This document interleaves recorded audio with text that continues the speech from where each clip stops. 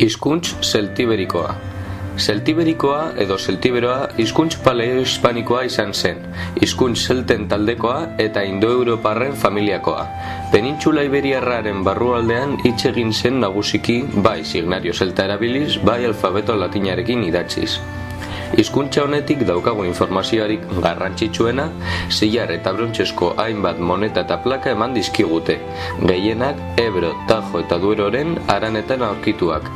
Inskripzio hauetatik zarrenak Kristo aurretik 2. mendeko hasierakoak dira, eta berrienak Kristo aurretik 1. mendeko amaierakoak edo Kristo ondorengo 1. mendeko hasierakoak.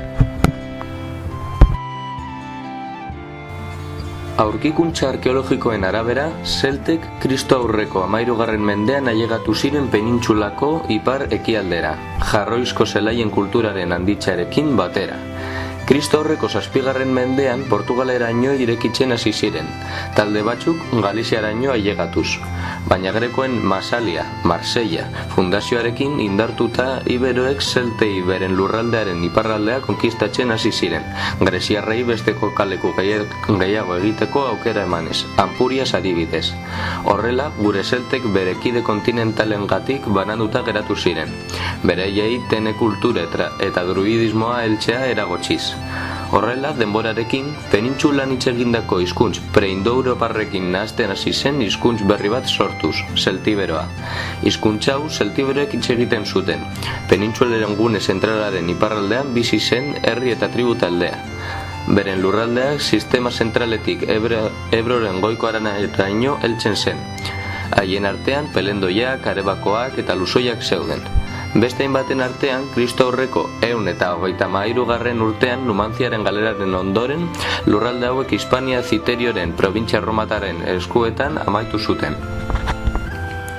Idazkera zeltiberikoa Hispaniako ipar ekialdeko idazkeratik zuzenetik egindako adaptazioa da, hizkuntz zeltiberoaren berezitasunei moldatuz. Bere eredua bezala, honek ere baditu silaba bezala balio duten zeinuak, oklusiboetarako, eta beste zeinu batzuk balio alfabetikoarekin beste konsonante eta bokaletarako. Idazkera sistemen klasifikazioaren ikuspegitik ez da ezta alfabetoa, ezta silabarioa, semisilabarioa antzeko bat baizik. Metodo honek silabario arrunten arazoak sortzen ditu, ezin dira oklusiba gehi likido taldeak egin, eta ez da azkeneko oklusibak, iberoa ez bezala, zeltiberoak bai zituena. Signario hau 26 zeinuz osatuta dago, ez iberoaren 28 originalak, bibranteetako bat eta nasaletako bat kentzen baitira. Honengatik jakin aldugu bi motatako zeltiberoaren aldaerak daudela, iberoko bi aldaeraetan landu zirelako. Zeltiberoak utzitako 200 bat testu ditugu, gehienak signario zeltiberoan idatziak eta besteak latinez. Horietako batzuk botorritako brontxak deituriko 4 brontxe plaka dira. Inskripzio hauek Cabezo de las Minasen aurkitu ziren Zaragozan, botorritan hain zuzen ere. 4 testu hauek badirudite testamentu legal bat izan zirela, eta 4 hauek batera 250 pertsona eta dauzkien lurrak aipatzen dituela.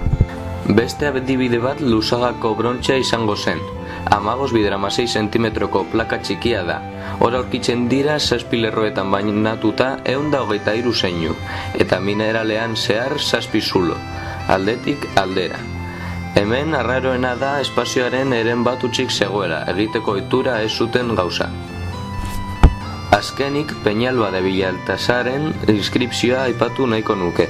Alfabeto latinean idatzitako testu motz honetan honako esaldia aipatzen da. Einorsis eta tiatu de tiginosi gu zurkoak eskaintzen dizkiogu eta lugusi zelai bat. Einoros eta ekaesos zaindu desaten lur emankorra eta luguz lur lehorra.